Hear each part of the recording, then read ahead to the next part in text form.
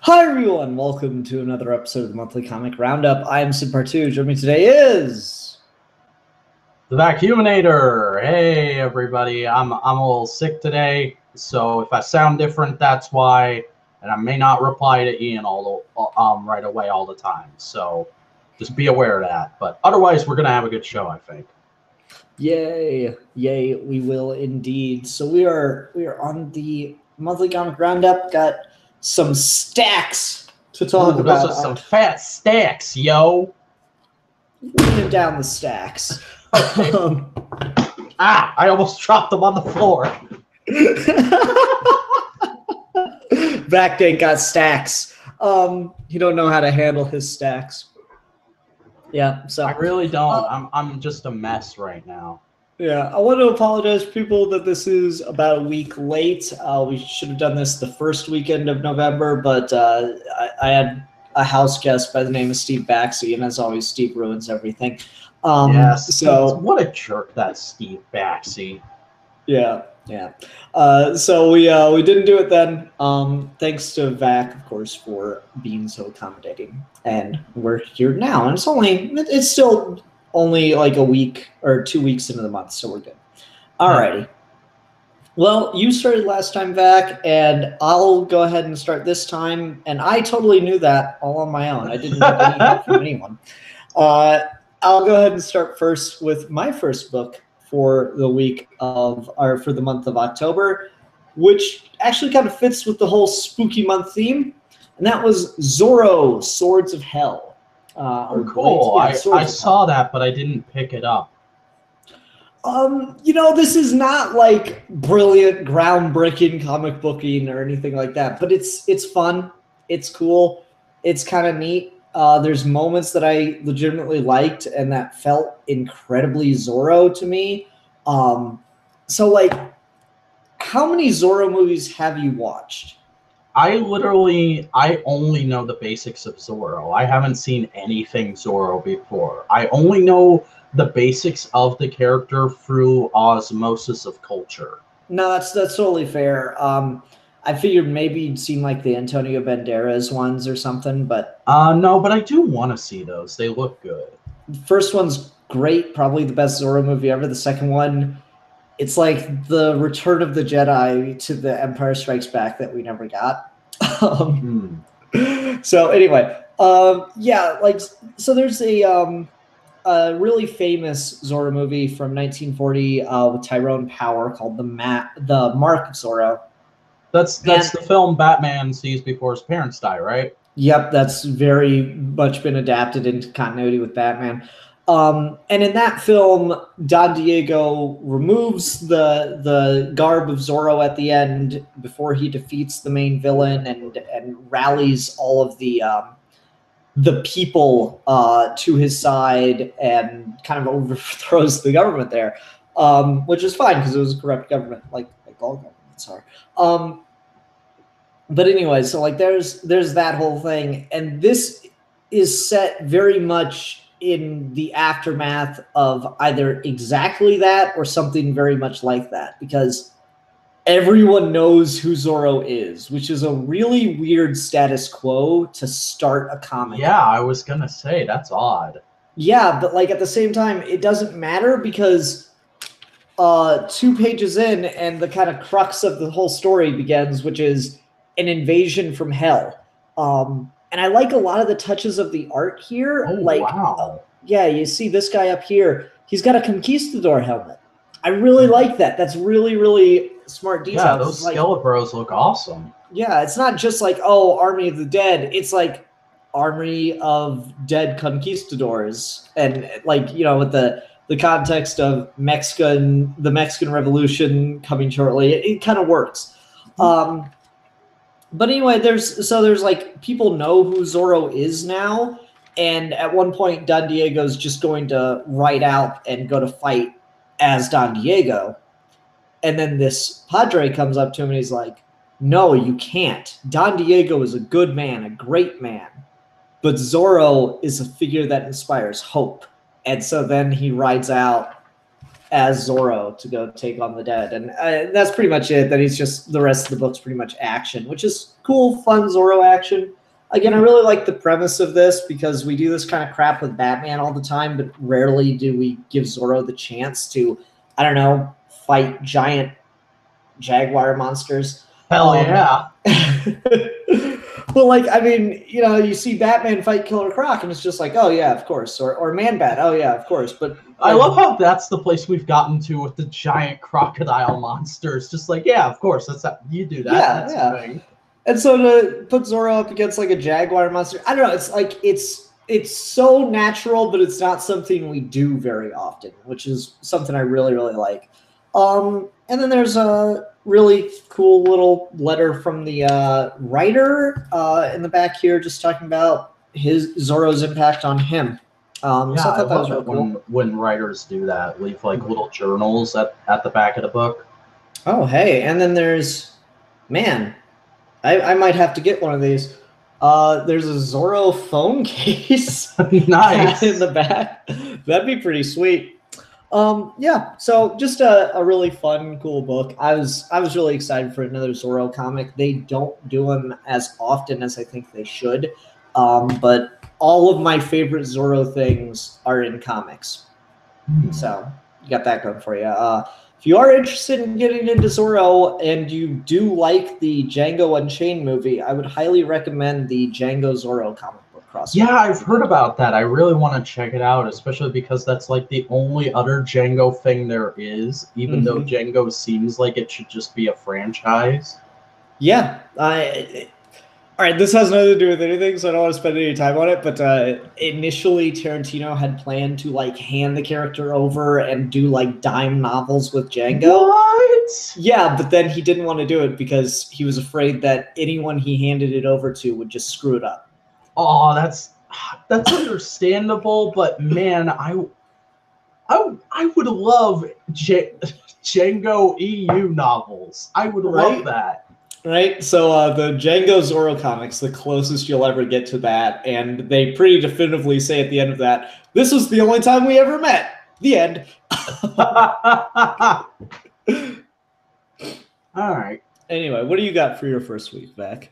Well, Ian, let me answer your question with another question and ask you, what if Flash Thompson became Spider-Man? So, did you, I remember you saying you were going to read all the new what ifs. Did you? No, I'm a liar. Comic books are expensive. Well, that's understandable. But yeah, I really enjoyed this. This is just it's exactly what you want from What If. It's a really good, like, play on things that doesn't go too far, but, like, recreates a classic story. This is very much retelling the Master Planner, but from just like how different that story would be if it was Flash Thompson in the suit and Peter was just a guy selling photos to the Daily Planet. And I like that they're not just like, or Daily Planet, Daily Bugle. I like that they don't just go this is a really strange what if. I like that they don't just go well, it's Peter Parker, and we want to have him in the story, so he's still selling pictures. No, they actually give a reason for it. Aunt May has cancer in this universe, and he's selling the pictures to the Bugle, even though he doesn't agree with Jameson, because it's to get money for Aunt May's treatment, which I really like. That feels like a great classic Peter Parker thing. And there's a lot of talk from the Watcher, who is Nick Fury. Apparently, the original Nick Fury took over for Uatu as Watcher at some point. I missed. Yeah, that was the big plot point in Exiles, is that Nick Fury assembled the Exiles team. Okay, I did not. I had no idea he's currently the Watcher, but whatever, it's fine. It works because there's a narration from him running for this whole book, talking about like his time at training camp and like how his drill sergeant would always tell him, like, I can give you a gun, I can teach you how to use it, I can teach you how to follow orders, but I can't make you a soldier. That's up to you. And it's very much an issue talking about how, well, the universe is somewhat governed by chance. Our choices still matter and they still affect things. And um, there's a moment in this where Flash actually kills Peter because he's like a really angry, really aggressive kind of police brutality Spider-Man. Um, and he hates Peter because Peter sells pictures to the Bugle, and he's going like, "Well, you sell pictures to the Bugle. The newspapers make me look bad, so you're making me look bad. I hate you." And then Peter puts a tracker on him to find out who he is, because that'll get him like a ton of money if he gets that picture. And then he ends up using it for another purpose, because the only way to cure Aunt May's cancer is a specific type of medicine that was stolen by the Master Planner, because this is a retelling of that story. And when he shows up in the trailer Flash is living out of, he kind of loses it. He punches Peter right in the gut so hard it screws up the trailer, and Peter's just dead. Like, he doesn't have any last words. There's no anything. He's just like, "Oh shit, I just killed someone. I'm supposed to be the hero. I've been going on and on about how I'm supposed to be the good guy and everybody's making me look bad, and I just did this." And then he hears on the news that the Master Planner is doing something across town. So we get this sequence where they're kind of like recreating classic Ditko Spider-Man art as he's searching for the Master Planner, who, if you've read that story, you know, turns out to be Dr. Octopus. And they fight, and the building explodes, and he gets trapped under a bunch of shit, and we get a recreation of probably one of the most iconic Spider-Man scenes, but this time it's Flash talking about how I screwed up, I'm not a good person, I don't deserve to make it out of this, but maybe if I can, then I can start trying to make amends. Maybe I can actually become a hero. And that's just a really great moment, and that resonates with me a lot. And this whole issue is just kind of beating on one of my core beliefs of like, it's all up to you. You have to choose to do the right thing. And what choices you make affect everything around you. And so if you've screwed up, admit fault. Go ahead and, as Flash does in the final panel here, turns himself into the police for killing Peter. And that's really cool. Yeah, it's a really dynamite what if. I didn't care for the other ones too much, but this was really solid. Yeah, that sounds like that was the one I had like the least interest in, because I'm not a huge like Flash Thompson guy. I don't really find that much interesting about his character. But like the ones I did want to check out, I didn't hear great things about. And the one I did buy, the What If Punisher, or What If Spider-Man Became the Punisher, was like garbage. Well, that's good to hear, because I couldn't get it at my store and I was all upset. I was like, oh, I was interested in that one. No, like it's the worst kind of thing, because it's just like, oh, well, Peter Parker became Spider-Man and then started killing people, and that's it. He just killed a lot of people. And no reasons. He just kills people. Pretty much. It was like, oh, and then he decides, hey, killing people kind of not the best thing. I'm just gonna quit being Spider-Man. And Spider-Man / the Punisher, the Punishing Spider, I think they call him. He quits it, and then like the next day, Frank Castle's family gets murdered because he's not there to protect them as Spider-Man. And then Frank Castle finds they do the what's the name of the story where Peter Parker throws the Spider-Man costume away? Spider-Man No More.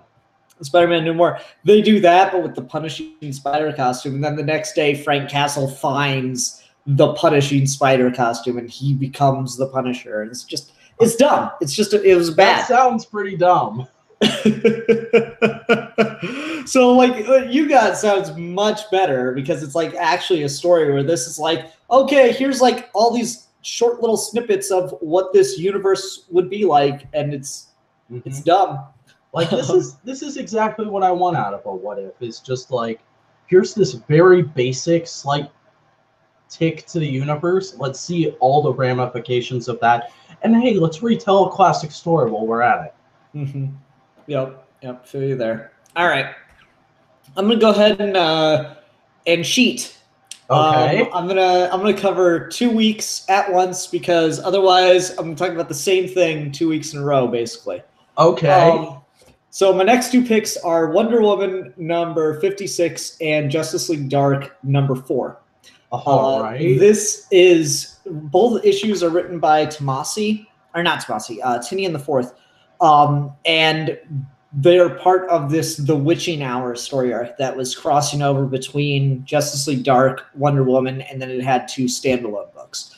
The standalone books are probably the biggest problem with the whole run, not because they're bad, but because the first standalone book is called Wonder Woman Justice League Dark, The Witching Hour Part 1, and then the other standalone book is called Justice League Dark, Wonder Woman, The Witching Hour Part 2.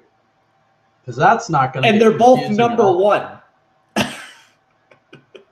Because that's not going to get confusing at all. It was not. It was not confusing in the slightest. Yeah, but so this is just parts 2 and 3 of the same story, and it's just cool as shit. Like, okay, so page 1 of Wonder Woman is a beautiful, majestic unicorn. All right. Drinking from a stream. Oh dear. Right? That doesn't look very nice. Right?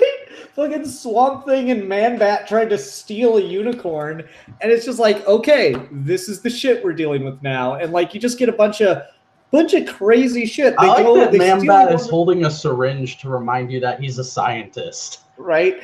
So they steal a unicorn, and the reason they need to steal a unicorn is so they can get help from Cersei, because Cersei's a witch and she demands sacrifice. And so they bring a unicorn to Cersei, and she's like, oh, Diana, you would dare come to my island. It's like all fire, brimstone, purple lightning. And Diana shows her this witch mark that's appeared on her forehead. And Cersei just drops it all and she's like, oh, God, I am so sorry. And just comes up and hugs her. It's like, oh, yeah, the whole supervillain thing. I just do that for fun. That's wholesome. I like that. Right? And so Cersei starts helping them out, and it's just, I don't know, shit just keeps getting crazier. I've talked about this in the chat. Swamp Thing and Man-Bat trying to steal a unicorn is a sentence I never thought I would hear. Pretty much.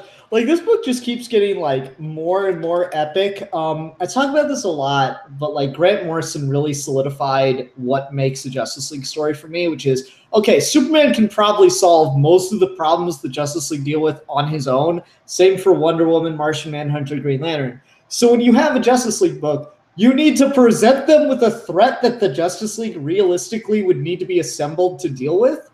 And this shit just is. Like, you got the goddess of witchcraft deciding, fuck magic, I'm done with it, I'm starting over. I'm rebooting magic because y'all fucked it up.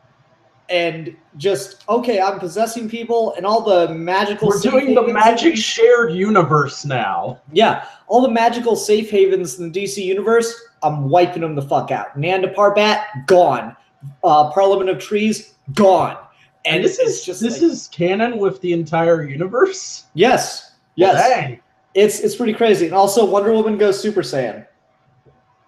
As you do. As you do. And so, yeah, it's just continuing that story in the next issue. And it gets, I don't know, it gets pretty fucking crazy. There's Nanda Parbat burning down as this goddess starts attacking it and just... Now, I know the name Nanda Parbat. Can you remind me exactly what it is? Because I know it's important somehow. Dead Man. Yes, that's right. It's where he comes from. Yeah, and it's like the gateway between life and death in the DC universe or some shit. And then there's just, I don't know, there's really fucking fantastic trippy-ass art in here, too, that are really... Yeah, I'm going to have to check this story out and trade at some point. It's all complete now. Which is really cool. Like, Tinian's a writer that's kind of hit and miss for me. but like you can tell when he gets passionate about something, and this is something he's clearly put a lot of thought and a lot of passion into. And so I really, really appreciate that. And it's just, I don't know, man. It's epic as can be. It's cool as shit. You just got everything that can go wrong going wrong. The issue ends with Wonder Woman being completely possessed and taken over by this witch goddess, and so now the Justice League. She-Hulk. I know. Now the Justice League Dark has to deal with her, and it's just shit is knocking butts. And so they did a whole story arc in 1 month across all 4 issues, which is really cool. Nice. Oh, or side note, that knuckin' butts thing you do, I have started doing that now because of you. I have even started doing it with other phrases. This morning while I was making breakfast for my dad, I said "ricking ridiculous." You're welcome. I don't know if I'm grateful or not. I just felt I should let you know. Yeah, it's weird how language does that. You'll start. I had a friend in high school, and he was really into hip hop and rap and stuff, and he'd have a new word or phrase every other week. I swear to God, and I picked them all up, and I hated him for it. Did he just have the hip-hop thesaurus on him at all times? It seemed that way. He just listened to so much of it that he just, like, start taking words or lines from all the songs. So, like, it was, like, the middle of June, and one week he just starts saying, "It must be Halloween because I'm a monster!" Something like he beat you. What does that mean? like he beat you in a video game, and he'd say that because he's a monster. He's just destroying things or whatever. He's stupid. My God. Smash time. I want a hip hop thesaurus. Yeah, me too. I think that'd be a great gag gift. Right. So yeah, I had to go 2 books in a row there because like I realized that after I was looking through it, and I think Justice League Dark was the best book out of like some kind of just books that I had that week. I was like, but I just picked Wonder Woman. Do I talk about the same story twice? So I had to talk about new developments. Yeah, I had to kind of cheat and just go, okay, I'm just going to do both of these at once. So now you get 2 weeks in a row to talk about. All right. Well, I did not pick the same book or story 2 weeks in a row, so this might be a bit longer than your thing. But first up for week 2, I have She Could Fly #4. This is the final issue of this mini, and holy crap, did they just knock it out of the park. This book has been across the board really good, but like the first and 4th issues are definitely the strongest and definitely feel the most like they have something to say. I won't spoil too much of this because most of what I have to say has to do with stuff that would basically spoil the book if you want to read it, but there's some really good commentary on mental illness and how people perceive it and how it happens. There's a great moment where a character who I thought was either pointless or just a giant prick turns out to be a pretty okay person despite some issues they have. And they do a really cool thing where I told you when I talked about the first issue of this that the main character has like these really violent fantasies about them being a serial killer, and they can't control it, and they don't know why they're having it exactly. Because those fantasies were so realistically drawn in how mutilation would be, they actually crank up the violence to ridiculous Tarantino movie levels of violence when there's an actual gunfight in this issue, and viewer discretion warning, people just get F the heck up. And I was wondering about that, and I looked, and there's a letter from the author at the back of the book, and he says basically because the violence and the fantasies was so realistic, we wanted to crank it up in a real scenario to show how it would affect someone with mental issues to actually see that stuff in person. And I thought that was a really smart choice. And at the end, they tease a sequel, and I am fully on board for that. And would just highly recommend this mini if you're at all interested in stuff that sort of discusses and commentates on mental illness and what it's like to actually be a mentally ill person, because that is what the main character is, the person who's the most mentally ill in this story. Felt highly relatable to earlier parts of my life where I was struggling with some issues, and yeah, just absolutely wonderful. Get this when it comes out in trade if you're at all interested.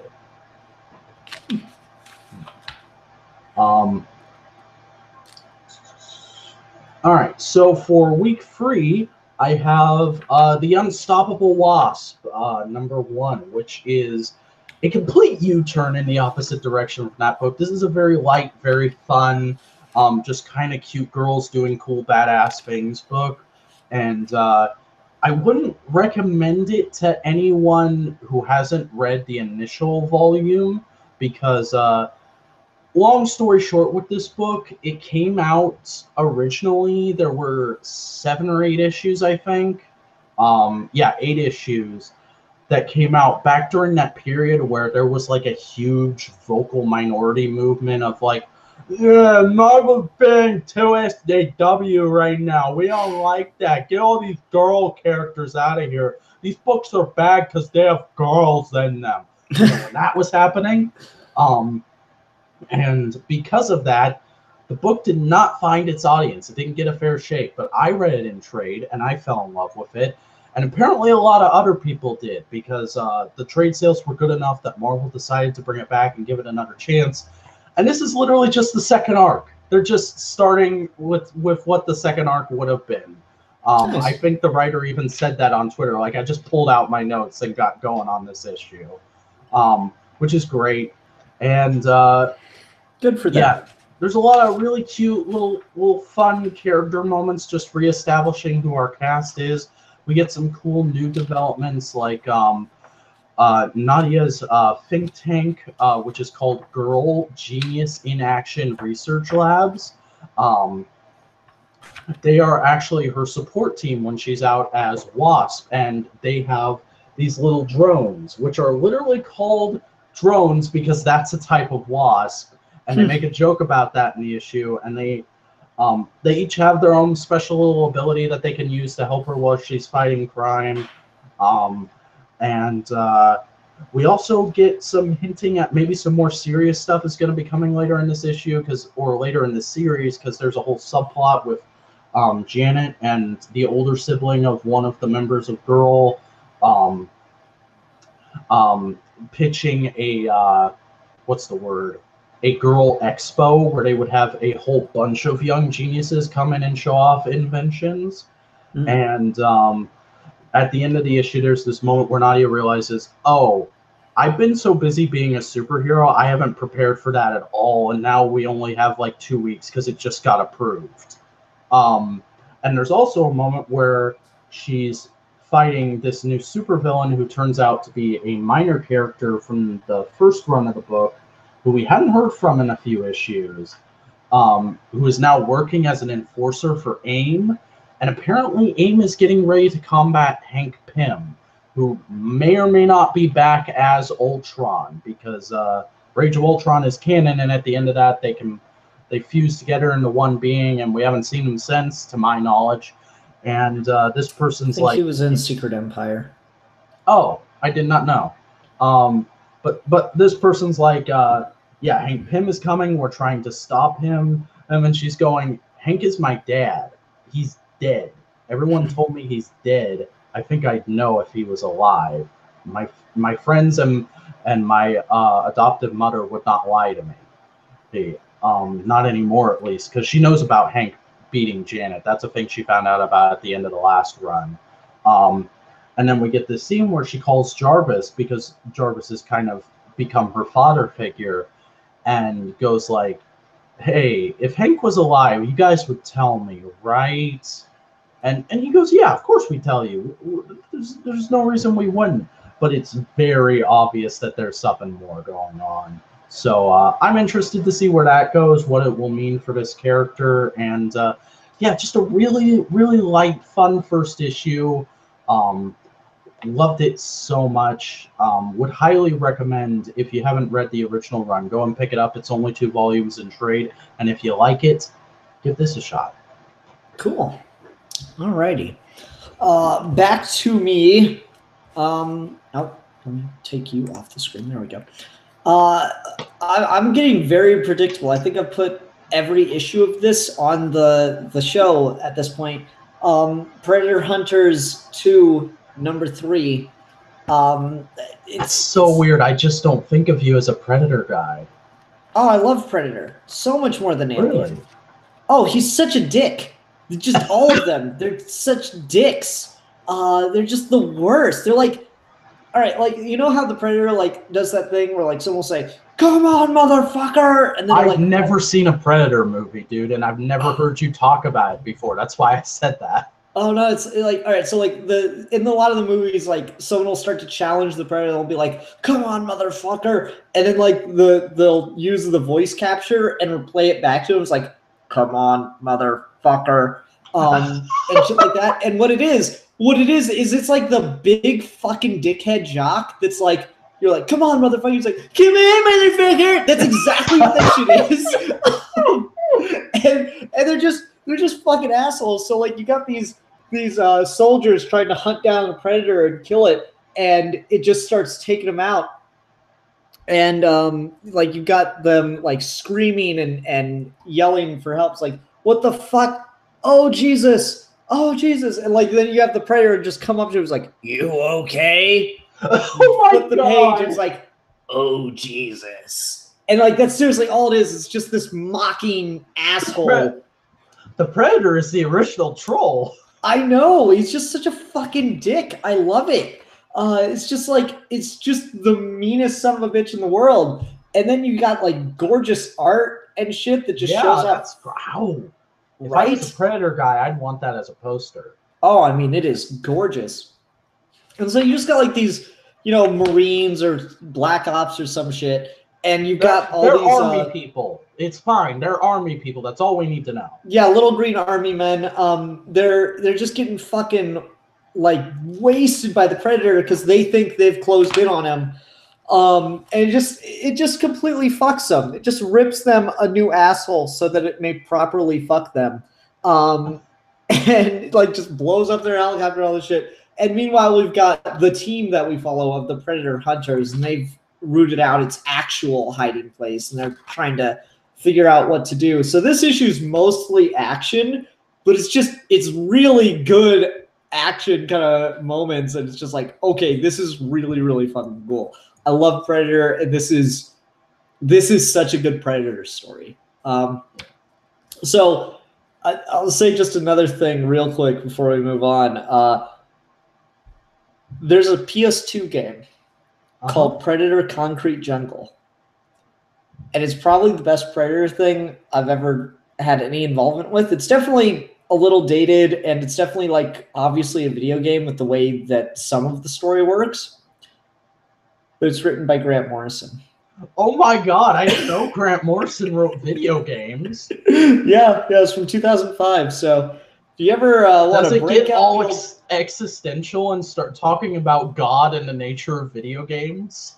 No, but it gets like really, really into it. Like, so the Predator comes to the city in like the 30s and leaves and like fucks up and leaves a bunch of technology behind, then comes back like 150 years later, and they've used its technology to modify themselves and everything. And it keeps a voice print of this old school gangster that it killed until it gets to the city and finds this woman who's been turned into a computer. And it's all really complicated because it's Grant Morrison. Finds this woman who's been turned into a computer that was the wife of the gangster that he killed. And it just stabs the fuck out of her and then plays back the voice of the mobster. It's like, "You and me, baby, this city, forever." Oh my God. It's really cool. Yeah, so Predator Concrete Jungle from 2005, written by the one and only Grant Morrison. Grant Morrison wrote a Predator video game, and it was the best Predator thing, according to Ian. Grant Morrison really is the GOAT. I know, man. I know.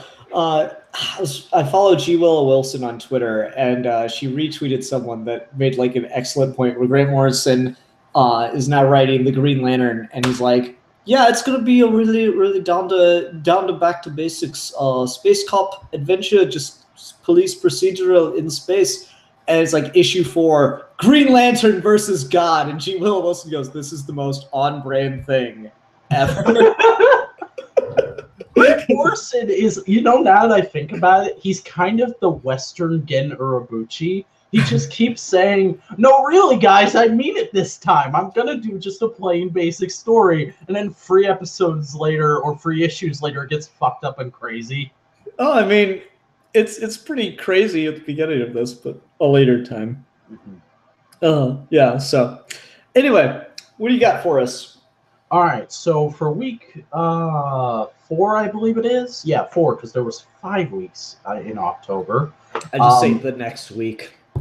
Fair enough. I have Superman Action Comics number 1004. Wow, it's so fun and new to say that about a comic. Number 1000 and. Yeah. So Bendis' Superman has been really divisive for me because there were things I liked about Man of Steel, but there were things that I was kind of on. And then his Superman book has been okay, but it's just never quite gotten there for me. And I actually decided to drop it this week. Like, I'll probably go back and reread it in trade, or I'll pick it up if it starts tying in more heavily with this. But his action has just been consistently great. Like, it's really good and down to earth. It gets the heart of the character.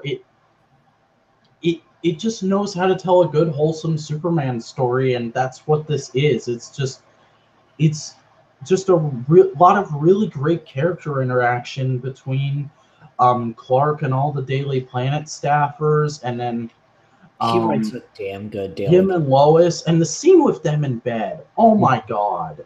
That is the most realistic I have seen a married couple written in comics ever. I love that, especially the part where they were talking about John. That was so great. And I love how the book both doesn't like make a big deal out of, but also doesn't shy away from super sex. I felt like that was really nice and classy. And then the scene. Well, yeah, they're a married couple. Of course, they're gonna.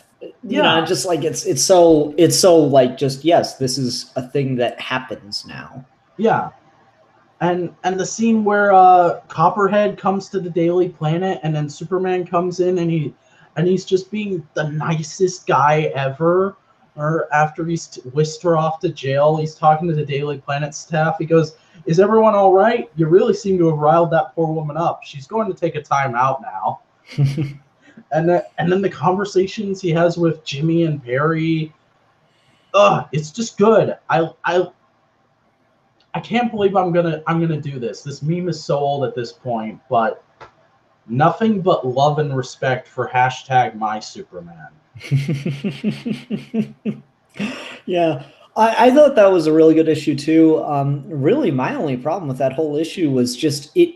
Did you get this reaction? Did it feel weird for Lois to call Superman Babe?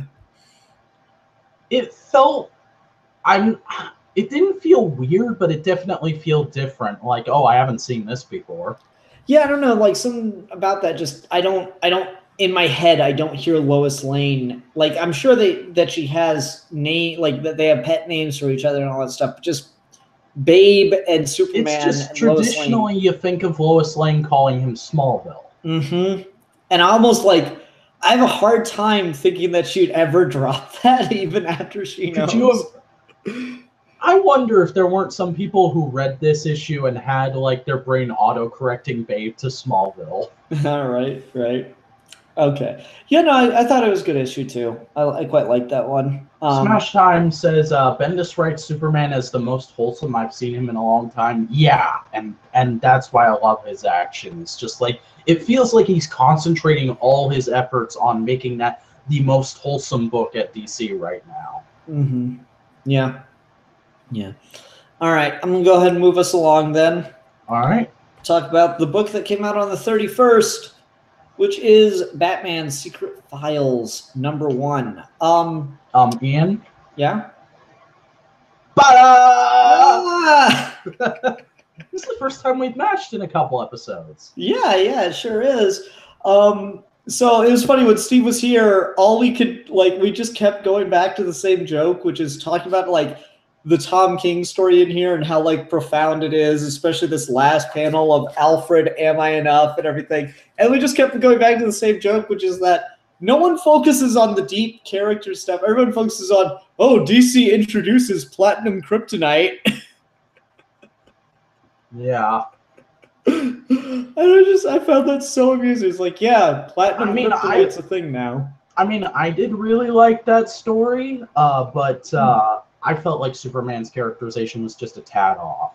Like, I don't feel like he'd be like, hey, do this. I feel like he'd be like, hey, this is an option. Would you like to do this? Mm-hmm. I think that's fair. I don't know. Like, it's interesting because Superman doesn't physically talk. All we get is Batman's interpretation of what he says. Fair enough. So it could be an unreliable narrator. Yeah, a little bit. So really, in 3-4 pages, Tom King just completely deconstructs Batman's character and, and like tears his soul out. As you do. So I really like that one. A lot of the stories in here were hit and miss, but I liked some of the art and stuff in these. This fucking panel of this guy tripping on Scarecrow toxin. Yeah, I love that story. Yeah, that one's interesting and kind of demented and scary. So I quite like that. It kind of reminded me of I don't remember which one, but there was a short in the if anybody remembers Batman Gotham Knight, there was a short that was kind of like that, and it was cool seeing that concept done in comic art. Mm-hmm. I think the only story in here that didn't work for me was one with the drones. I really did not quite understand what was supposed to be happening there. Really? Yeah, that was one of my favorites. I felt like that was a really good commentary on how Batman can get so swept up in being Batman that he doesn't pay attention to protecting Bruce Wayne's name and making sure his company isn't doing bad shit. Oh, okay. I guess I just didn't interpret it that way. Because there's literally a moment where Lucius says, I can observe, I can report back to you, but at the end of the day, I'm just one guy, and I don't have as much of a say on the board as you would have. You need to be more active in it, or else stuff like this is going to happen more often. Okay. I guess I just didn't get that one. But, I'll go back and give it another read. The one where Batman's just alone in the woods is really, really introspective and interesting. That felt like it was supposed to be an adaptation of an old short story like Who Goes There, but I can't place which one it would be. Okay. And then there's the Tom Taylor story with Detective Chimp. Who is in Justice League Dark, if you need more motivation to go pick that book up. The World's Greatest Detective in Batman. I love the title. Has anyone else ever thought like there should be an Animal Man book where Detective Chimp is his sidekick, or the other way around? I don't see why not. I really want that for some reason. I've wanted that for a long time. I've never wanted anything more than that. Just give it to me, DC. Yeah. I don't know. Like the Detective Chimp story, I thought was really, really good, and gives you an insight into the kind of guy to kind of ape Detective Chimp is, and so I thought that was really cool. I like the art in that by Brad Walker. I feel like he might have just found pictures of chimps and straight drawn them, because the detail on Detective Chimp is kind of nuts. That's possible. Still doesn't feel traced at all, though. It looks really good and really imaginative. I mean, like maybe just like drew it from sight as opposed to tracing it or something. Yeah, yeah. Like it's just super heavily detailed. It seems like you would almost have to have reference for that. Like this one in particular, this final panel of him, really, really good. Yeah, I like this quite a bit. You know, I don't know. Like this is the first time I've read a Secret Files where it's just what it should be, which is a bunch of short stories. Because usually these Secret Files books like have profiles of the characters or whatever. Of like I've got a couple other Secret Files books. Really, I've never read a Secret Files before, and I love this because it was just a great little grab bag of Batman stories. Like I feel like if somebody likes Batman from other things but hasn't read a comic before, you could throw this at them and be like, this is kind of what it's like to read Batman.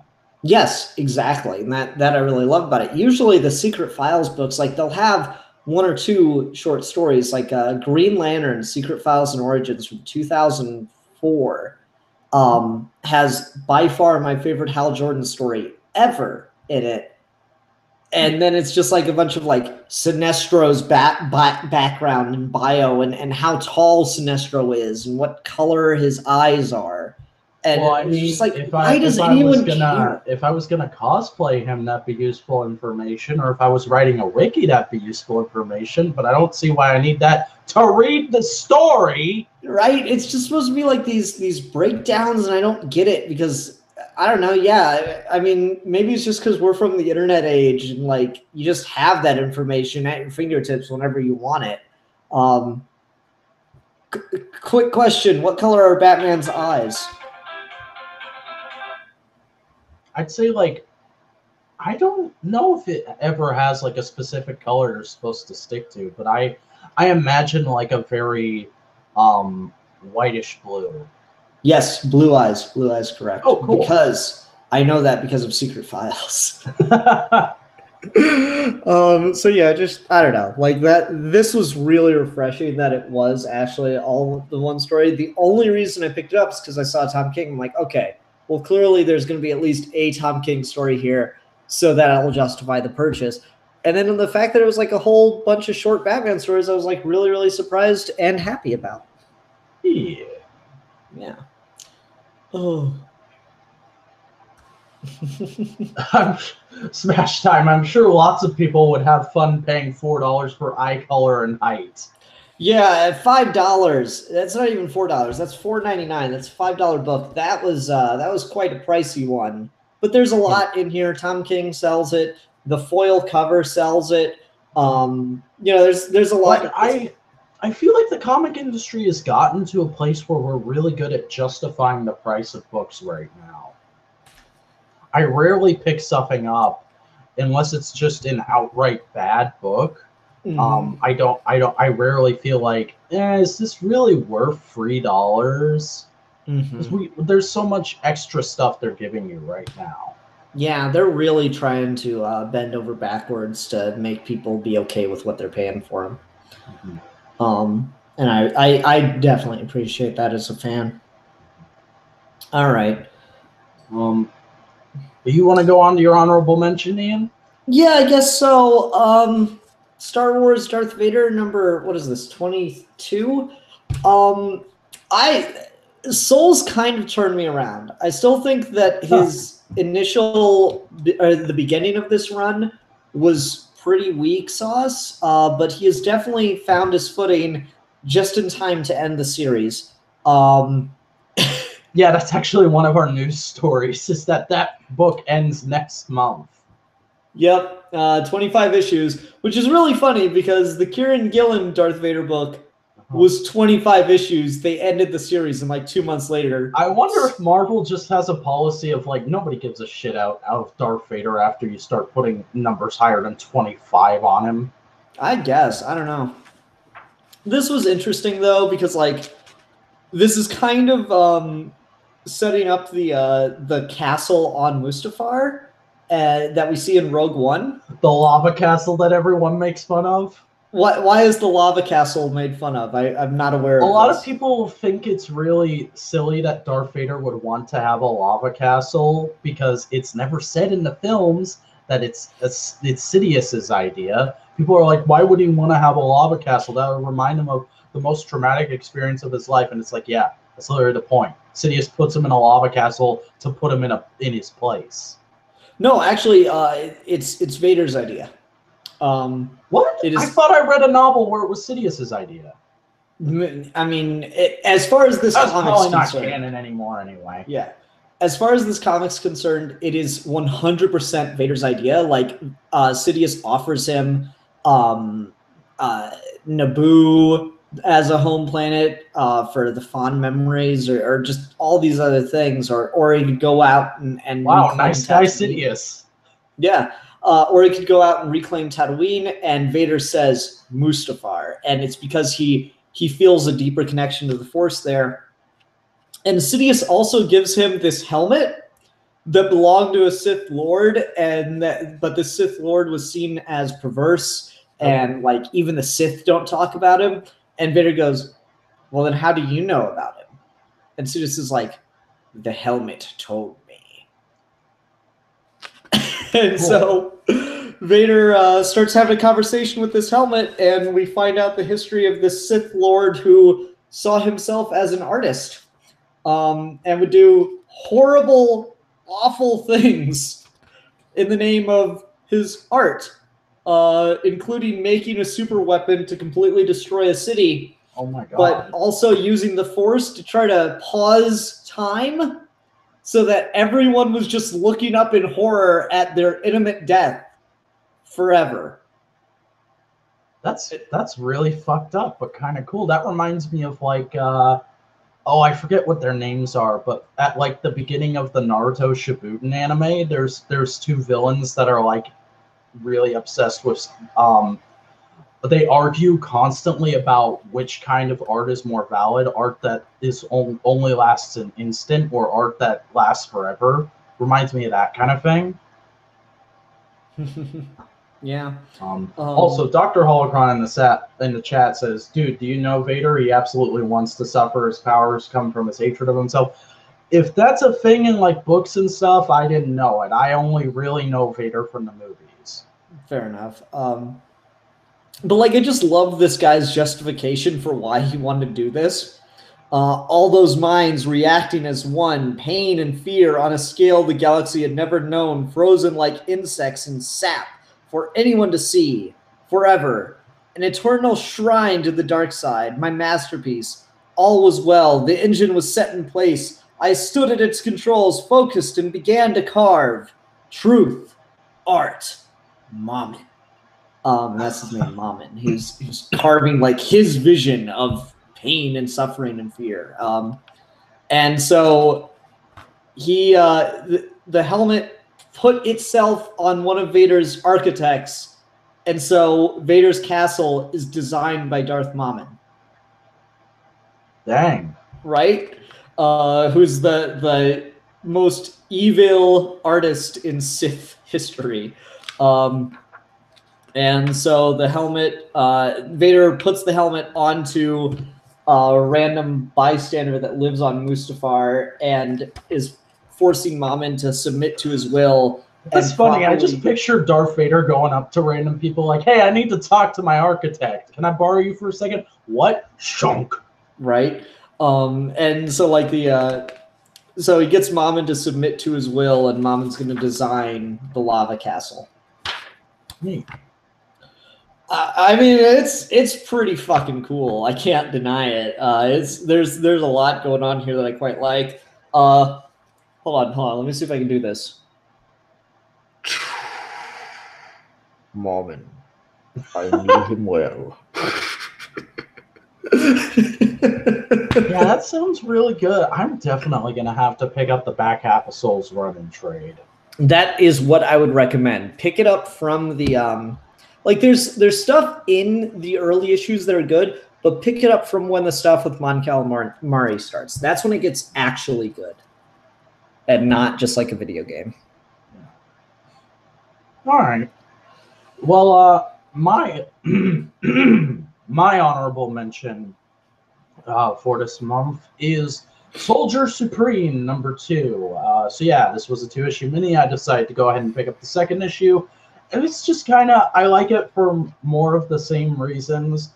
There's some really good action, some really great artwork and use of panels in here. Because it starts off with Steven Rogers having been trapped in the dark dimension for a long time. And he's trying to get out. And we keep having the panels getting smaller and smaller. As it's just getting darker and darker in there, and the way out is closing to him. And then he comes out into this satanic ritual being run by MODOK and a bunch of people in like Thanos robes. And I think they're literally trying to summon Satan. And he walks out and he's just like, hi. And they're like, what? You're not Satan. And one of them goes like, whoa, Satan's way more hot than I thought he'd be. It's really funny.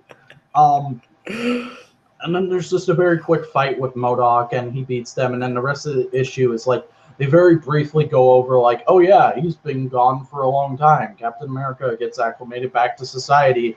And then because it's an Infinity Wars tie-in, it ends with some characters who I assume are involved with Infinity Wars going like, hey, can you help us out?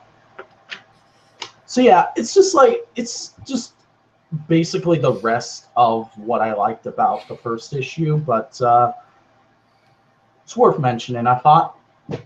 I mean, I like the idea behind that panel trick of the panels keep getting smaller as he's trying to escape. That's a really neat little gimmick, if nothing else.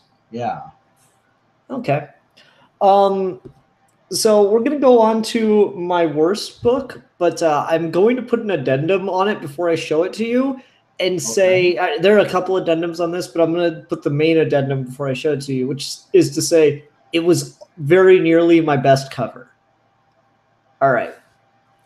Lucifer #1, because that is Alan Moore, and no one will be able to convince me otherwise.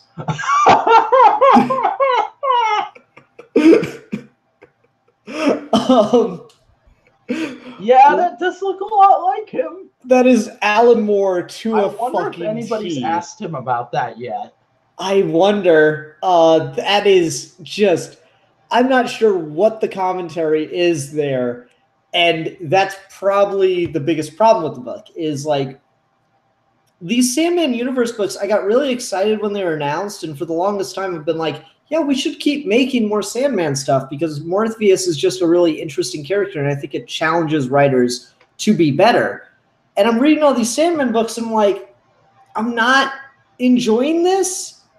It's not bad. And I do want to put, that's the second addendum. This is not bad. I just have no idea what the fuck is going on. I've never read the Lucifer series from the 90s. So part of that's on me.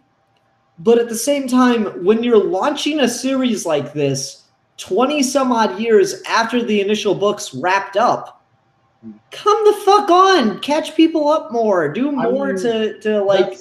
That's kind of basic knowledge, isn't it? I mean, I talked about Unstoppable Wasp earlier. There's... Every time a new character pops up, even though they were in the last run, we get a little blurb of like, this is this person's name, here's their basic character traits. Mm-hmm. I feel like every book should do that in a first issue.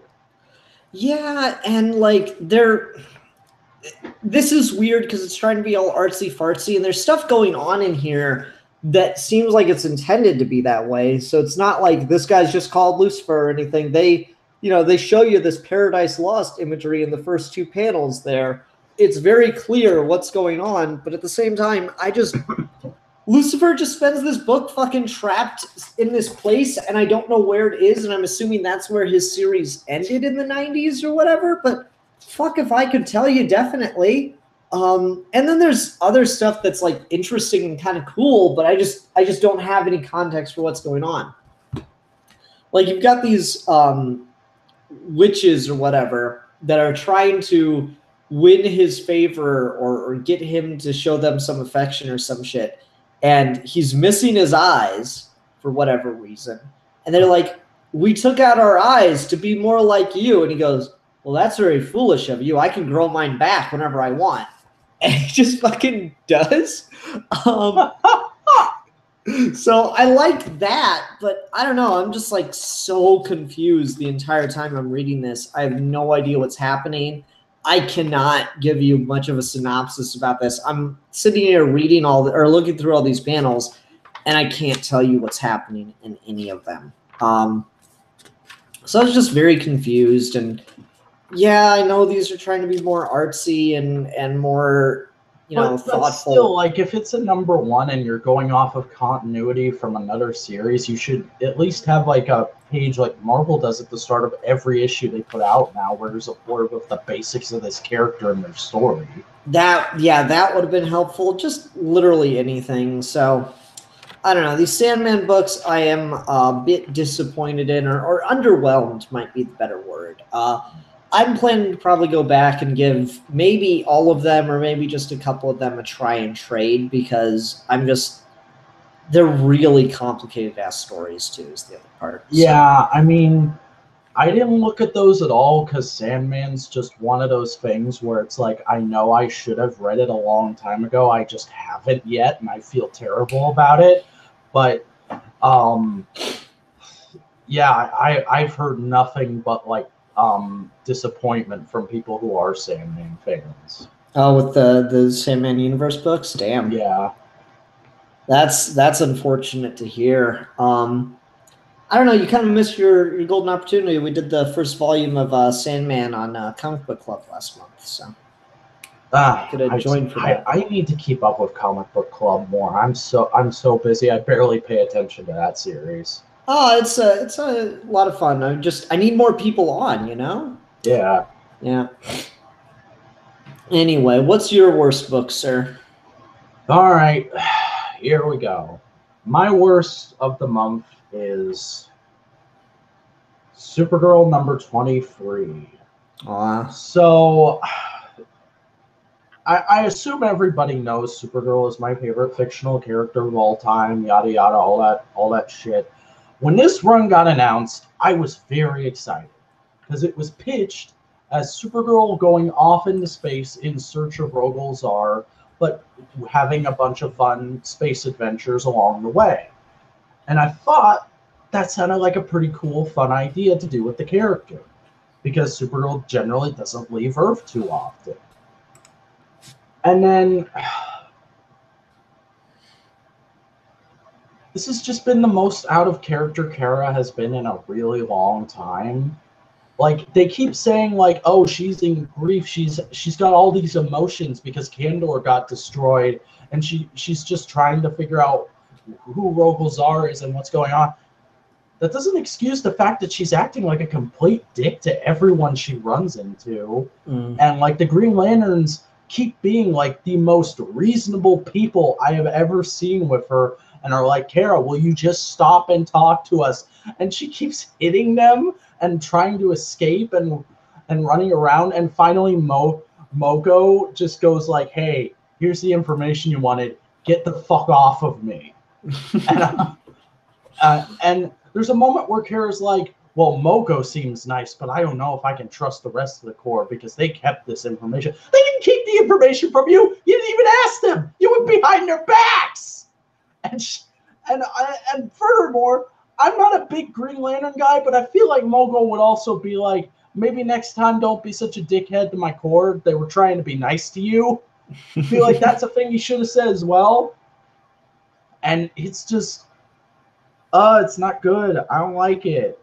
And there's like, they're hinting at like doing something with that weird tribunal of DC Elder Gods from Man of Steel, and like that's apparently who she's gonna actually end up running into. But I don't care. And the art is just, it's not bad, but it looks really sloppy at times. Like some of these facial expressions. And there's a, what was I trying to say? Like, I just feel like, look at this variant cover by Amanda Kahn. This looks so really fun and so great. This is the book I want to be reading. I want to be reading Supergirl and Krypto having fun space adventures. I don't want to be reading somebody who I don't even feel like is Supergirl being a dick to a bunch of Green Lanterns for no reason. It's not good. And honestly, if I didn't collect Supergirl, I would have dropped the book after this issue. That's how bad it was. That's disappointing. I read the first issue of the run, and I was like, oh, this is a neat direction. She's like really emotionally vulnerable and kind of off on revenge, and then Superman gives her crypto to kind of like ground her and keep her who she is. I thought that was a really smart idea. And then they barely use crypto. Aww. He's just kind of there at the beginning and the end of the issue. Oh, that's disappointing. Yeah, I don't know. Like, it sounded like a really Robert, I meant Kara's in a glass case of emotion. I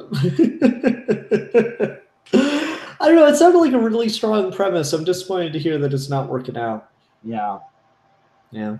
I mean, like, you could make it work, but she's not being written like Kara. And you're not making me believe that she would act this way in these circumstances. Yeah, that's disappointing. Damn it. Oh, well. Not everything can be Tom King, I guess. Alrighty.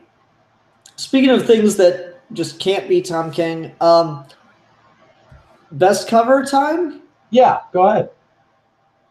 Batman Beyond, number 25. Oh, that's pretty spiffy. Yeah, I mean, like, okay, I admit that I'm more a DC guy than I am a Marvel guy, right? But, like, I like to think that I can somehow be objective about these things and say, well, it's not like one's the better company or anything. It's just, you know, they both do their thing and they're both basically the same. And really, there's no true leg up. It's just preference. But then, like, we get foil covers at the same price as regular covers, and I'm like, holy shit.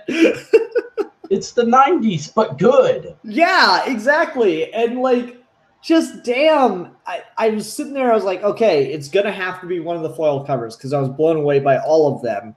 And I was sitting there looking like, you know, this one probably works the best just because something about the real simplicity of Batman Beyond's costume design really makes this page just gorgeous to look at with the foil on it, you know? I absolutely adore this. It's just great. Really, really gorgeous cover. And I loved all of the covers, really. There wasn't a bad one in there, and I mean, speaking of which, my best cover. Yep. Just like beautiful image of Superman. I love it as a poster.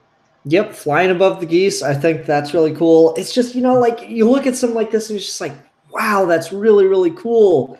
And it's the same thing like a couple months back, or maybe like a year or so ago now. We had like the button and you had like the holographic cover, or not holographic, lithographic cover. No, I keep saying, I always fuck this word up. Lenticular, thank you. The lenticular cover with Batman and the Flash and stuff. And then like a couple months later, Marvel did it for their relaunch and it was really sloppy. And I can't help but feel like we're going to get the exact same thing here. We're going to get like foil covers from Marvel, but they're just not going to be as good. And so like, I'm just kind of looking at this and like, it's a foil cover. It didn't cost any more because I try my best. There are times where I cannot help myself, but I try my best to never buy a variant cover unless it's the same price. And like, so when you get a treat like this, it's just really, really cool and really enjoyable. The issue, not garbage, but kind of generally shitty. But you do get some cool ass images in here. Like, I really like something about Robin Beyond is just really killer for me, you know? Yeah, it's a great design. Yeah, I really like that. It's kind of cool to just see them together. It feels just like, why did it take so long to get there? And then, I mean, you get cool art in here, but this story is pretty incomprehensible, and you kind of just have to say, okay, Return of the Joker never happened. So you have to take, like, the best thing from Batman Beyond and just throw it out the that window. sucks. Yeah. No, you do get, like, some really cool things here and there. Like, I love that we're slowly transitioning to the Batman Beyond costume, like, with these flashbacks of Bruce. So I think shit like that's really cool. Yeah, otherwise the issue's not very good. It's got its moments, but it's just not very good. And, you know, it's kind of Jurgens just being Jurgens, and he can't quite get to the point. But, you know, foil cover, so yay. All right, Ian. Well, what's your best of? He hadn't picked yet. I picked, but I was kind of going back and forth, and so I'm gonna stick with the thing that blew me away the most, and that's the Justice League Dark: The Witching Hour books. Fair enough. Because I'll be dead honest with you, I had a really hard time not wanting to put every book from Justice League Dark: The Witching Hour. You were just gonna make this the Witching Hour show, right? Yeah. I had a really hard time not doing that. So Tinian knocked it straight out of the park with the Witching Hour for me. Well, good for him. I mean, the only thing of his I've ever read is his Detective Comics, and that was kind of bland, but I felt like it had potential. So this proves he, as a writer, at least has potential. Yeah, I would love to hear your thoughts on Justice League Dark: The Witching Hour if you get a hold of that. What's impressive about the arc is like it's predicated on the events of the first 3 issues of Justice League Dark, but it's not like super wholly necessary you read that. They do a pretty good job explaining the circumstances that have created the Witching Hour situation. So it's nice. Oh well, yeah. I was gonna say something, but it left my head. Oh yeah, I was just gonna say, like, I don't usually decide on my best of the month too far ahead of time. I usually, what I do is the night before we do the show, I reread all my best of the weeks, and I pick from that. So I believe I told you during the pre-show I was really sick last night, so I was kind of having a hard time keeping track of books and stuff. But the reason I picked my best of the month for this month is because it's the one book that I never put down. I stayed glued to the whole time I was rereading it, and that is Action Comics number 1004. It's a fantastic, wonderful issue. Gets right to the core of what I think Superman and his world should feel like. And yeah, it's really good and I like it. That's cool. Nice. So it's best of the week, best cover, and best of the month for you, huh? Yeah, it took 3 spots. Nice. Alrighty. Well, Vac, how much news do we have to go through tonight? We've got a solid amount, but not a whole lot. Let me just get my screen share going. So our first item for the month isn't something I think you'll particularly care about, but I wanted to put in here. Nikolai Nikolov is getting a comic book autobiography in December.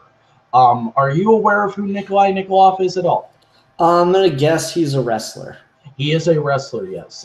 He actually, the reason this is happening is he passed away earlier this year, and WWE always had a very good relationship with this guy, so they were kind of like wanting to get some stuff in memoriam put out as quickly as possible.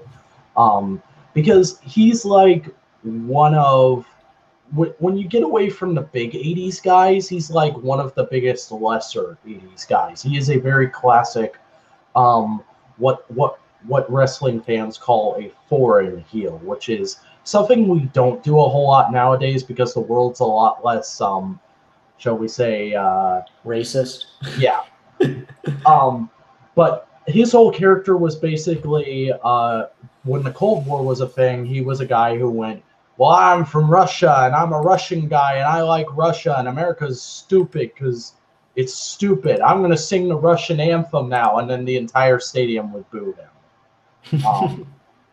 And he was always a very fun character, but not a particularly deep one. And from what I hear, he's a pretty cool guy behind the scenes. So I'm interested in picking this up if I run across a copy. Yeah, if anybody else is a wrestling fan and knows who Nikolai is, I recommend checking it out. Cool. Yeah.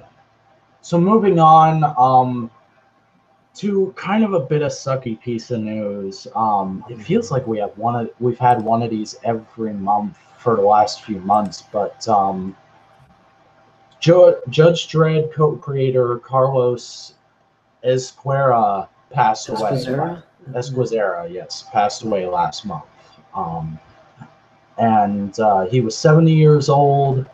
And I'm not a particularly big Dread fan, but it's one of the biggest indie comic franchises of all time. So I felt like we had to acknowledge it here. That's really disappointing. It's crazy to see like how many of these comics guys, like the really famous ones, are kind of dropping off. Yeah, we're at a very transitional stage for the world right now, and it's kind of scary. Mm. Yeah. What a downer. Let's go ahead and move on to Marvel Comics is planning a 80th anniversary event called Invaders, which is supposedly a bunch of like throwback one-shot kind of things. Like this is an announcement for Chip Zdarsky writing a Captain America and Namor one-shot that goes back to World War II. Cap story in World War II. I might have to get that. Yeah, I think that could be really cool. And also, if you look at this cover, I think that's the original Human Torch. Oh, wow. That's cool. Yeah, so that could be pretty neat. We don't have a whole lot of details on this yet, but it is a big thing. Hey, Marvel's going to be an 80-year-old company next year, so it should be pretty exciting. That is crazy to think about because they didn't really get popular as Marvel as what we know them now until the 60s. So just they feel younger than DC, but really they've been there just as long. Yeah, I will take every opportunity to say this that I can. If you haven't read Marvel Comics The Untold Story, it's a great book. Really interesting and detailed history of the company up till the early 2000s. Moving on to something I think you'll be very excited about. There's going to be a new Blade Runner line of comics written by the person who wrote 2049. That's really interesting because we did our Geeky Gentleman on Blade Runner 2049 a couple months back now, and like I still haven't seen the original Blade Runner. But I haven't seen either film, but I knew you were a big fan of 2049. Wow, that's really cool. Yeah, I don't know. That's interesting. I don't know if I'll pick that up, but I might have to check out the first issue just out of curiosity. Yeah. It doesn't say what company is going to be producing these, which is odd. But 2049 just has some great lines of dialogue in it. Like, what's the one Jared Leto has? I have taken us to 9 planets. A child can count to 9. And it's like, Jesus Christ. I just really like that. So yeah, if you've got dialogue like that in it, well, shit, I'm a sucker for really sharp dialogue like that. Yeah. Well, anyway, moving on. We're blowing through the stories quite fast this month. But at the beginning of this month, there was a little thing that happened. We'll get together. It's kind of a yearly deal in the Big Apple. You might have heard of it. It's called New York Comic Con. And there wasn't a whole lot from that comics-wise that caught my eye, but I figured it might be a good idea to talk about the fact that DC announces Bendis created imprint Wonder Comics. Have you been keeping up with this? Not at all. Okay, so basically Bendis is creating an imprint at DC specifically for comics starring teenage heroes. Interesting. He is going to be writing a new Young Justice book. There's going to be a new Dial H for Hero and a Wonder Twins book, which is crazy. Wonder Twins are now going to be canon in the comics.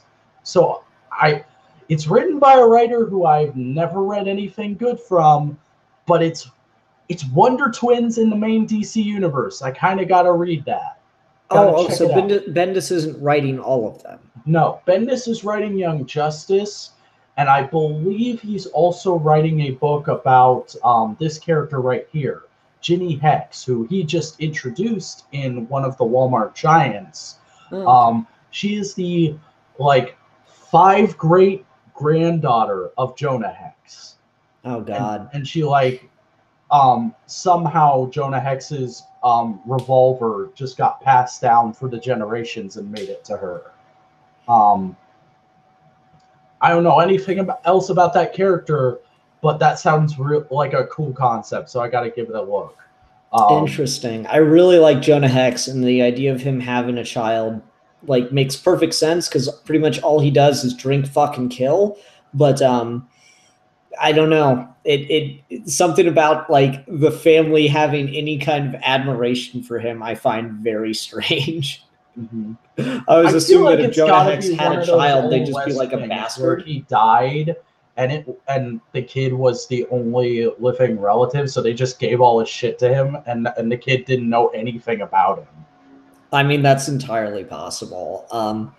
Yeah, I don't know. That's interesting. The new 52 All-Star Western series with Jonah Hex was really interesting because there's an arc where Jonah Hex and Booster Gold teamed up, and Booster Gold fucked shit up and ended up making Jonah Hex time travel to the modern day. And Jonah Hex is kind of just farting around the DC universe, checking shit out, and hooks up with this bi chick. And she takes him to a museum, and they have Jonah Hex's stuffed body, and it freaks him the fuck out. Well, so that's about the only legacy thing I've ever seen with Jonah Hex. So the idea of, I don't know, one of these Walmart giants created a Jonah Hex descendant. That's really fascinating. I might have to, like, they're going to collect the Walmart stuff somewhere eventually. I know it. But where and when is the question everyone's kind of waiting for an answer to. We probably won't get announcements for that until those stories are over. Mm-hmm. But I also just really love some of these redesigns here. Like, I don't know if you realized, but this is Tim Drake Robin.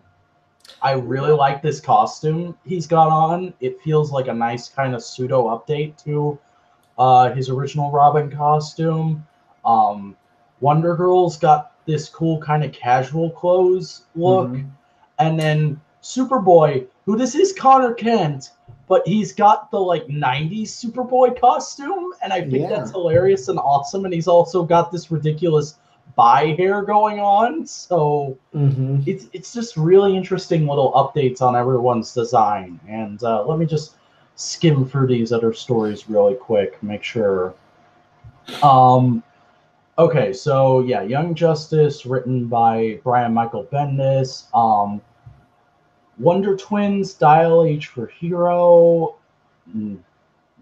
Naomi. I don't know anything about that. But it'll be written by David Walker.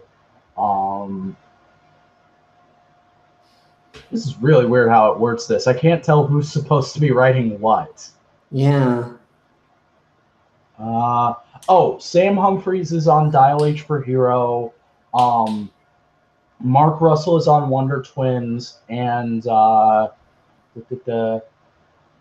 Jamal Campbell is writing Naomi. Interesting. Yeah. But while this is an imprint, it's apparently supposed to be in continuity with the main universe. At least according to this little snippet from Bendis. So, should be interesting. And this is apparently Batman meeting Ginny in that Walmart giant. Okay. So, I don't know. This sounds really interesting. I'm hoping these books will be good. I'm really floored by the designs and some of the concepts, but it's definitely a wait and see kind of thing. Yeah. Anything else you want to add, Ian? No, I mean, I'm a little worried about Damian and John if we're bringing back Tim and Connor. That's about it. Well, it feels like DC has plans for Damian, for at least John right now, because Bendis has said he knows what he's doing with John. I don't know about Damian though, but I don't feel like they'd just be like, Tim is Robin, so throw Damian in the basement for a while. I don't feel like that's something DC would do, but DC is also the company that has done that to Stephanie Brown, and when they do bring her back, they've completely forgotten most of the stuff about her character. I'm okay with that because the best thing Stephanie Brown ever did was die. Those are fighting words for some people, man. I know, right? All right. Well, moving on to, if I can get away from this Young Justice stuff. Okay. So we've been having this series of vague Marvel teasers, where we're sort of slowly revealing the lineup for the new Guardians of the Galaxy book, which started off with Cosmic Ghost Rider. I called it. I called it the instant that I saw him on, like, just in the background on one of those covers. I'm like, oh, it's Cosmic Ghost Rider and the cover, and what's his name? It's the same writer. Yeah, same writer. It's going to be Cosmic Ghost Rider on the team, and I knew it. Uh-huh. And then they added some more people. Beta Ray Bill. Moondragon. Gladiator. I know one of those people. Nova. Darkhawk. Wow, this is going to be a bit of a bloated team. Well, here's the thing. The final teaser only teases the final roster. This is not the final roster. They still haven't revealed what it will be. Really? Yeah. How are you going to have Cosmic Ghost Rider and Silver Surfer on the same team? Who's going to be a threat? I know. Literally in just one issue of Cosmic Ghost Rider, he defeated the entirety of another Marvel universe just on his own. It was ridiculous. The idea is that 6 of these people, and there's 1, 2, 3, 4, 5, 6, 7, 8, 9, 10, 11 characters here. 6 of them are going to be the new Guardians. But we won't find out until the issue actually comes out. Even though Marvel was releasing these teasers like this was going to be the roster, which is a bit ridiculous. But, you know, it's a vague Marvel teaser, so I kind of expect this crap at this point. I mean, like, Cosmic Ghost Rider's in the fucking center of the team. It's going to be him. Yeah. You know it. There's no way you can have Cosmic Ghost Rider and Silver Surfer on the same team, though. Let's see, it's got to be 6 of them, so I'm going to guess Cosmic Ghost Rider, Star-Lord, Groot, Nova, Beta Ray Bill, and Darkhawk. Maybe. I could see it. I don't know. That's really silly. Oh, my. Well, anyway, moving on.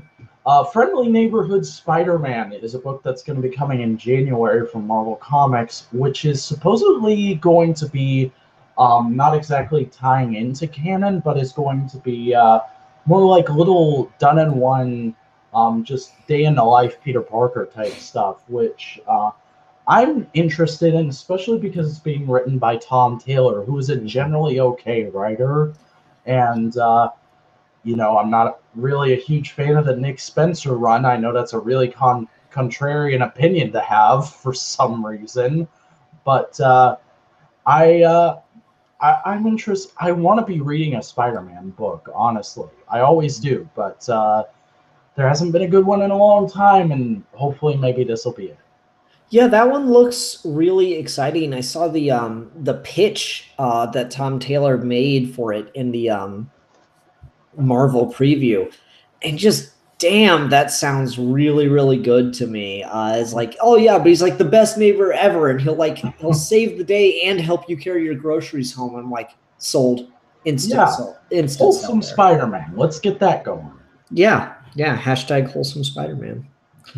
Though I will tell you this, I will gladly throw this book away and every other Spider-Man book into a giant sacrificial fire if we could just have an ongoing of a Spider-Man book. Did you hear about this character? No, what the heck is that? So Spider-Man is like just randomly in the background of an issue with like all this like crazy Spider-Verse shit going on in the comics. I don't even know what the fuck the event is. But Spider-Man is just, you see him in the background, and there's like little caption reading like, this Spider-Man's from this Earth, and this is how he's different, and this Spider-Man's from this Earth. It says, Spider-Man, thousands of sentient spiders working together that think they're Peter Parker. What? then there's like cameo and Into the Spider-Verse. Right. And then there's like a scene where like someone posted a panel where like he takes off his gloves during a fight and is just like shooting spiders at people. That's amazing. Yeah. Oh my so God. I will give any Spider-Man book away in order for an ongoing series of Spiders-Man. Hell yeah. Spiders-Man sounds like an amazing obscure character. Oh, right? Oh my God, it's the best thing ever. All right. So moving on to something I wasn't quite sure if I was going to keep in here, but decided to anyway. The Flash, Year One, coming in 2019 from the Joshua Williamson, the guy who's been writing Flash since Rebirth started. Ian, who was asking for this? Everyone for the last like 10 years since we brought Barry back, and all we do is the origin. What? Anyone for the last 10 years since we brought Barry back, and now all we do with Flash is the origin. That's it. Origin though? What, Barry's origin? Yeah, that's all we do with Barry now is origin shit. It's ridiculous. Oh. It's all we do. Yeah, it's stupid. And so like my question for this is it going to be its own separate book, or is this going to be just arc in the Flash title? Says it's unclear if Flash Year One will be an arc of the ongoing series, which is written by Williamson, or a standalone series. Stay tuned to Newsarama for more developments on this story. So we don't know yet. Either way, seems real stupid to me. Yeah, I mean, I'll say this much: I really like the cover. I think that's a really cool, like Flash Year One style cover. It really does work, but I mean, that's all we've been doing with the Flash lately. It's kind of dumb. And so if it is its own series, here's my question for you. You ready? You ready for this? Hold on, let me put this on because I got a light for this exact thing. So you ready? It's hot take time. Why not just make it Flash Earth 1?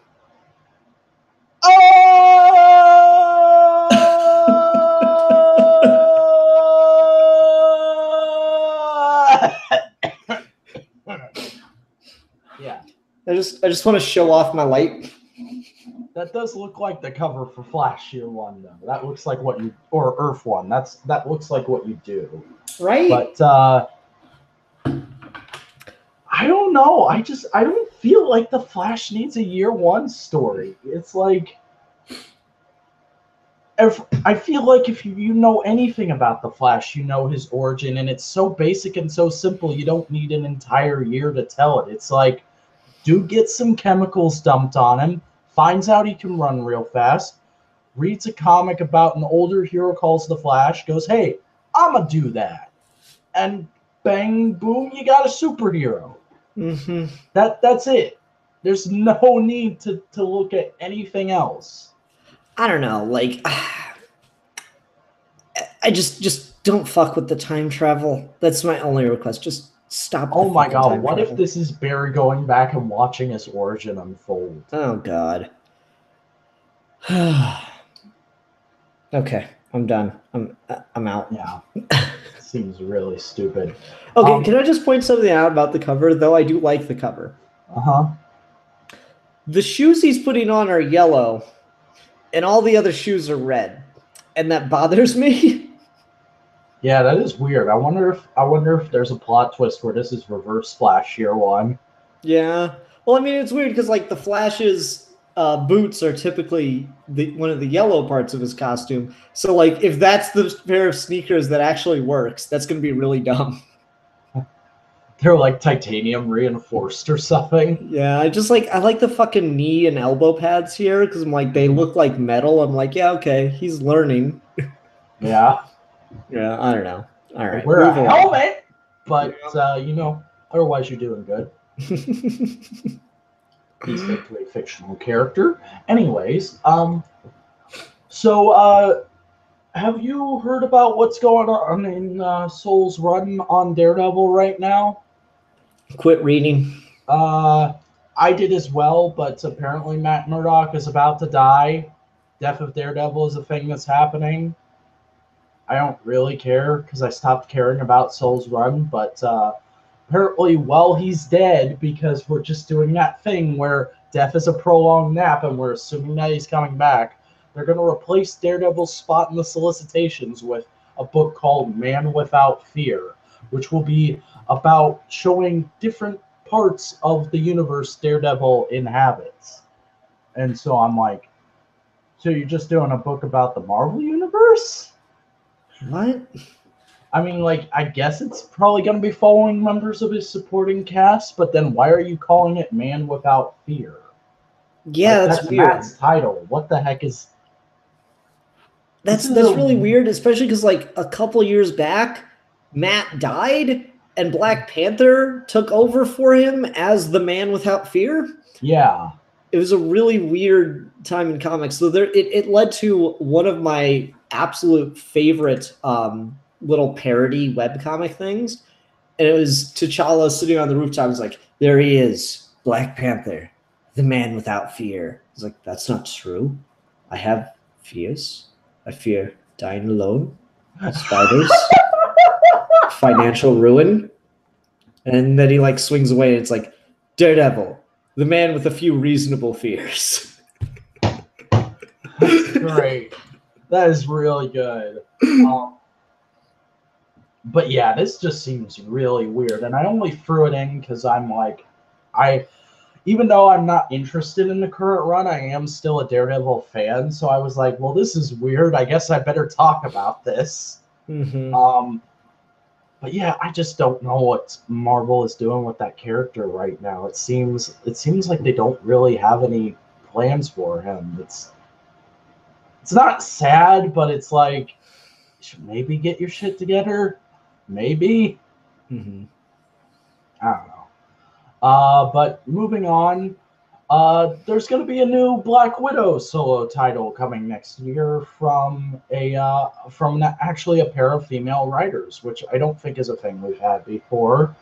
I don't know a whole lot about comic book Black Widow. I'm not a super big fan of that character, but I am interested in checking the character out, so I might give this a look.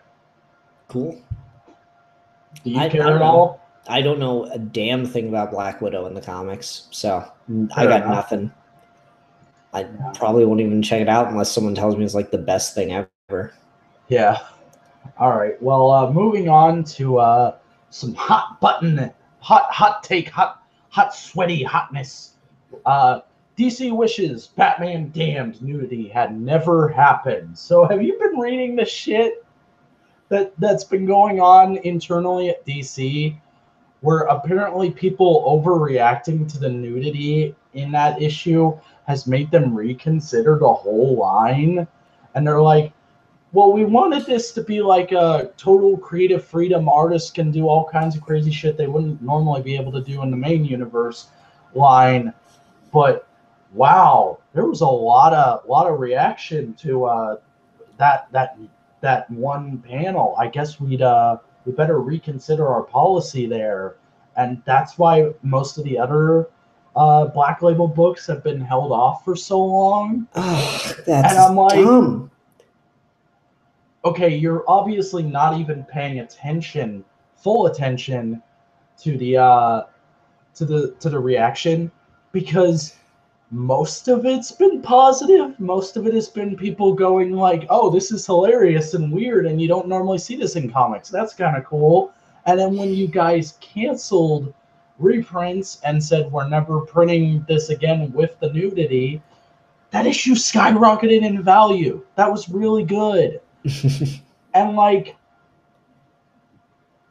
honestly, from my point of view, who gives a shit if Batman's Wang is out in an issue? I don't care. I don't think anyone else cares unless you're a parent and your kids buy that issue. Which they shouldn't be, because it's supposed to be adults only. Yeah. It's just so silly. It's like a one panel and people are mostly just like, Bat Dick. And then like, that's it. That's all it is like a small little ha ha ha reaction to it. And now everyone's like just freaking out over it. It's really stupid. And like, It's like- I guess what's unfortunate about this is Batman Damned #1 was really fucking good. Yeah, I've heard great things about it. Haven't fucking read it because I can't get a hold of it because it costs so much now. Yeah, well, yeah, should have been Wednesday Warrior on that one, sir. No, I mean, the first issue was fantastic. Enchantress is terrifying in that. Bermejo's art's amazing. Just let the fucking artists do what they want. So what? Like, the only reason it's a thing is because this is the first time it's happened. After that, it's not going to be a thing anymore. Like, people are going to go like, it's like oh, Deadpool okay. being the first R-rated superhero movie. Yeah. It sets a precedent, and who cares? Yeah, like seriously, we're in a new place now. It's cool. Yeah, it's seriously like, okay, Batman can be naked in every issue, and then suddenly the novelty wears off by issue 3, and we're done. Like, they should be leaning into it as opposed to trying to like cover it up or some shit. That's stupid. Yeah. It's really weird and feels kind of prudish, and I don't know. It feels like it reminds me of like how there's a lot of manga can't get imported over here unless they slap the word art all over it because it's slightly pornographic, and they're like, well, it's art. It is supposed to be artistically done and blah, blah, blah, blah. And it's like, the artist just wanted to show tits. It's fine. If a reader is old enough and they can make the discerning choice for themselves, it's fine. If it's a kid, probably shouldn't be reading that, and their parents should probably be paying more attention to what they read. Yep. And even then, like, okay, if the kid really wants to read it, yeah, sure. Just make sure you read it first as a parent, kind of thing. I can't believe there's this much uproar over like one panel of Batman's junk. And it's not even like it's like a full panel. It's just out in a panel is the silliest part, right? It's just out and obscured by shadow in one panel. It's dumb. Wow. That's crazy. Well, anyway, moving on.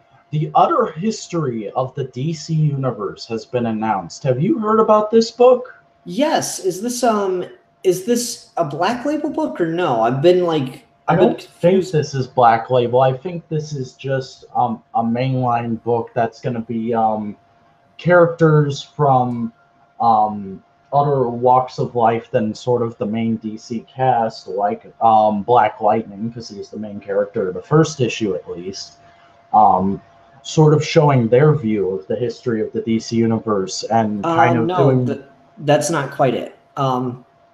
The premise of this is it's going to be non-white characters in the DC universe. The other history, like, okay, I'm going to take over for a sec because go ahead. There's this notion of the other history, and so I know with my public education, I definitely experienced it, and it took me a long time to become aware of it until I went to college.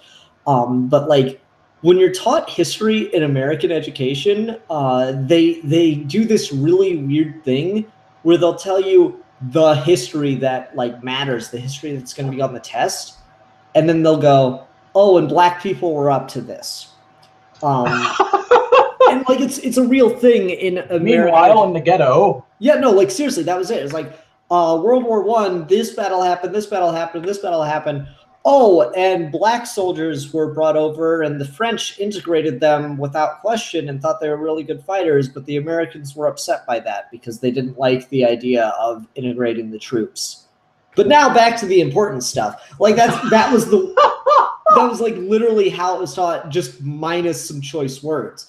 I remember those moments in class like very, very vividly. And so like the other history refers to the history that like at best just gets a passing mention.